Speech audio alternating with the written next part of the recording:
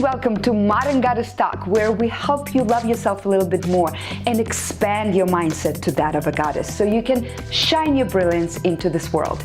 I'm your host, Dr. Marina Kostina, and today I have a guest who completely redefined all of the standards, all of the expectations from the society, and decided to live life on her terms. Lynn. Lynn, thank you so much for being here. Thank you for having me. And you know, you have an incredible story. I would like for you to share some details of how your personal and professional life led you to the grand decision that you made in 2011. Okay, so I was working in corporate America. I worked for AT&T, and one day I was on the train on my way to work, and I just thought to myself, I'm just so tired of living this same day every day.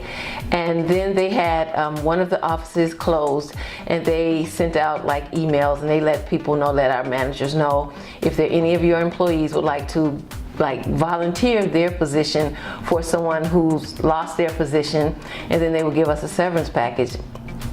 This was the second time they'd done it. The first time I did it, but I wasn't selected. The second time I did it, and I decided I'm just gonna go for it.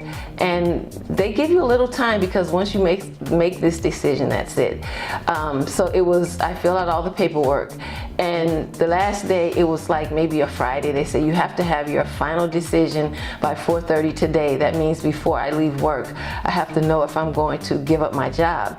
And everyone in the office didn't know, but the people who knew, they were telling me, oh, you shouldn't do that. How are you going to pay your mortgage? How are you going to take care of your son? How are you going to, it's crazy. Right. And there was only one guy in my office who was kind of saying, Lynn, you should do it. You're still vibrant. You're still young enough. I think you should do it. And I was looking for him because I needed that one voice to say, it's going to be okay. Wow. And I went to his desk, and so you decided to quit a safe, secure corporate job that you've been in for how many years? I was there 11 years. For 11 years, to drum rolls right now, to start a knitting business at the age of how old? I was 55. At the age of 55.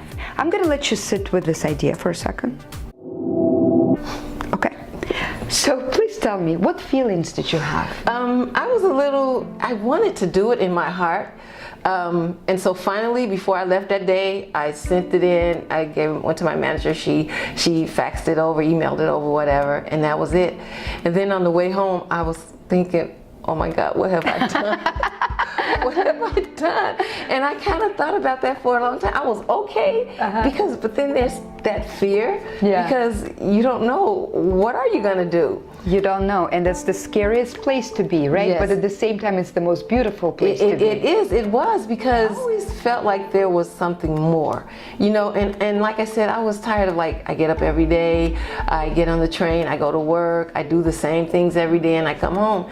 And I had already been knitting. I started knitting when I was like a kid. So tell us now, so yes, you're in a knitting business, you're a CEO of Knitting Biddy? Oh, so cute! What is it? What is the specialization of your business? Okay, so my customer is the newborn photographer. My daughter, Naja LaRousse, is a newborn photographer, and she kind of got me in it. And so I make newborn photography props for newborn photographers. Oh, that is so cute. That's the most adorable little outfits. You make them. I saw them. They're so adorable and wonderful. Actually, it's kind of interesting. My first business out of this one is the third one, okay? I've tried it all. Was the knitting business too. And it was fun, but as a business, it didn't work for me. How do you do it? I mean, what is your secret? I don't know. I started off making just hats. All I did was hats, and I was selling them for $10. And then I gave a lot of stuff away. So I felt like the only way people would know what I sell is to have it in hand. So I gave a lot of stuff away, and then the more I did it, the better I got at it. And I think it's pretty much word of mouth. You know, when someone buys something and they like it and they refer you to someone else. And honestly, Facebook has helped a lot. You know, I did like the giveaways. I just promoted myself. Yeah, and everything I did, I bought me a professional camera.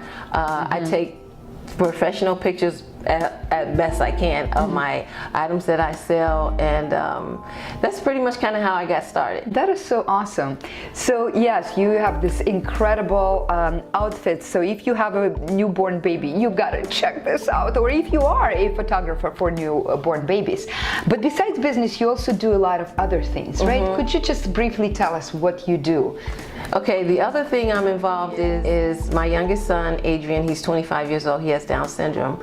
And I started a nonprofit organization to build a facility for residential business so that they would be self-sustaining. We want to be able to train them so that we can employ them so that they can have their own lives. The facility will be 3 stories high. It'll have like a coffee shop, different businesses that they can do if they have the ability and the desire to do.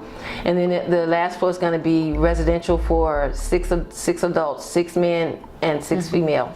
Wow, bless your heart. That is really, really incredible. You know, very often in society we hear, and we repeat it to ourselves, I am too fill in the blank, old, young, big, small, whatever. What is the advice that you have for people that think this way? You're never too anything. You're never too old. Number one, because I would say live in the now. This day is the only day that you have, and if you don't like it, you can change it, and to change your future you have to change your now.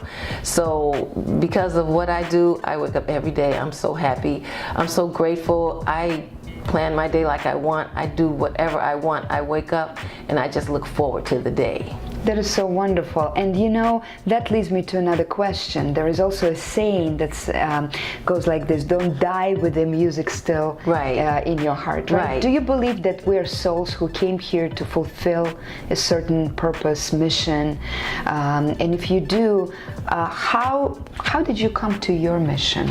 And what are some techniques that you can share with our audience? I think we all came here with an intention. I think it's not by chance the parents that we have, the circumstances of our birth, and then after that we just choose our own lives. I came to that maybe with the birth of my son. You know, he has Down syndrome, and then when he was 2, he was diagnosed with leukemia. And then it was just something, I think he came here for me. He came here for his own intention, but he also came here for me. And I always feel like when I'm challenged, it's like he'll say, hey mom, don't forget why you came here. He doesn't say it, but this is the feeling I get. Don't forget why you came here. He's your little angel. Yes. What I want to do is fulfill my intention, whatever it is, and to help him because he chose me, to help him fulfill whatever intention he needs to fulfill for this lifetime. Wow, that is such a powerful statement, and I just want to leave you all with this, that we do choose our parents and our circumstances. We are, like my favorite, this is my saying, it's wrong English, but I made that word. You are a chooser, not a choosee, right? We are not nobody chooses for us. So this incredible woman decided to say, forget about it, to the corporate world, to all of the safety, to all of the expectations, and just start doing what you really love. And as you say, it's the word of mouth that got you because your passion is there, right? So make sure that you don't die with this song in your heart, and don't be afraid to risk. You're never too anything. Have a wonderful day. Happy vibes, happy lives.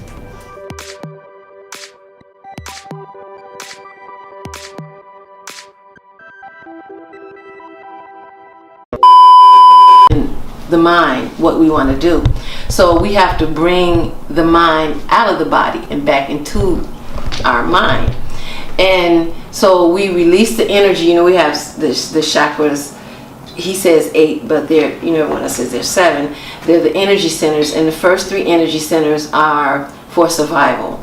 And that's where all our energy is trapped. So we do these breathing exercises before the meditation that releases the energy and it brings it back up. And then because we're supposed to have like an energy field around our body, but we steal from it with our emotions. So when we do the breathing and the meditation before the meditation, that's what it's for.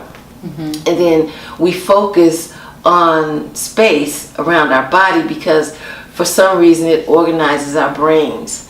So I do biofeedback aura reading. Oh yeah. So I do the picture. Angel did it. I do the picture of your entire energetic state. So you see all of the condition of your chakras, of your aura around, and colors and everything. Yeah. This is a big part that we did not record. That's recording. You're recording? I'm recording.